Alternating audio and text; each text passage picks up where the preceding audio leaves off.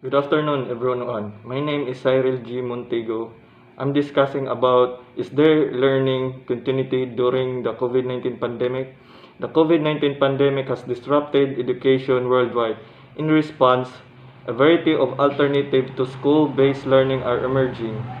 Many of these alternatives depend on technology, further exacerbating the digital divide and education inequality. School closure poses new risks to safety and well-being of learners, including their ability to adapt without causing new forms of exclusion.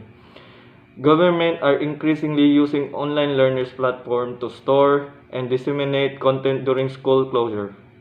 Alternative ways are being decided, yet it is no help to provide better ways to ensure a learner's learning. It has disrupted the normal ways of life, and the aftermath had a great bearing on the academic world.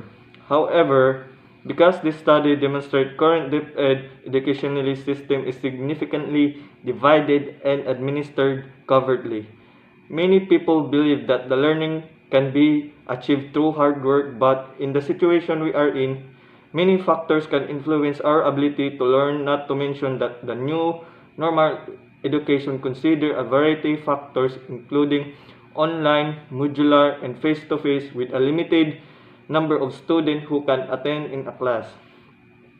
In the study, researchers analyzed a national sample of 5 million students in grade K to 12 who took MAP growth tests, a measure used by school to evaluate student reading and math growth over the course of the school year. The study contrasted average growth over the course of a regular school year to forecast based on pupils being out of school from mid-March onwards.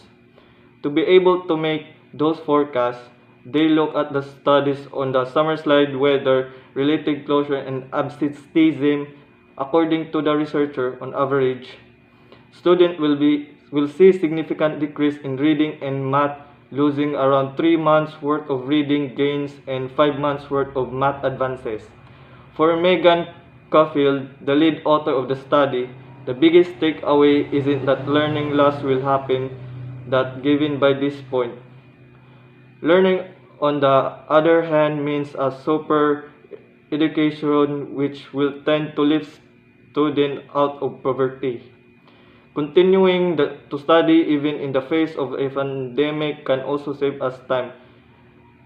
Education is a powerful force for promoting opportunity and growth. It increases your chance of getting married and raising a child outside of poverty. It can help you live a longer, healthier life. The burden on children and young people education has been substantial, and existing disparities have been widened.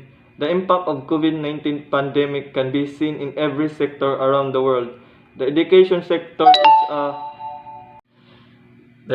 sector particularly hard hit according to Nimya Pimentel Simbulan. All the school, college, and all education activities halted. The effect of the COVID-19 pandemic on education are both positive and negative. The lockdown disrupted every student routine.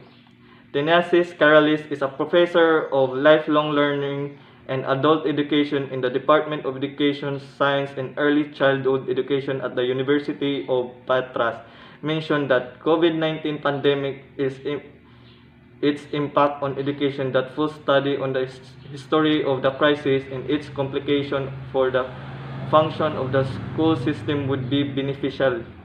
According to the findings of this study, it is clear that the closure of university students were filled with strong negative emotion and to small extent with temporary joy. Upon the beginning of electronic classes, the dominant emotion turned into positive ones, mainly optimism and relief, but also enthusiasm for new experience. Thank you.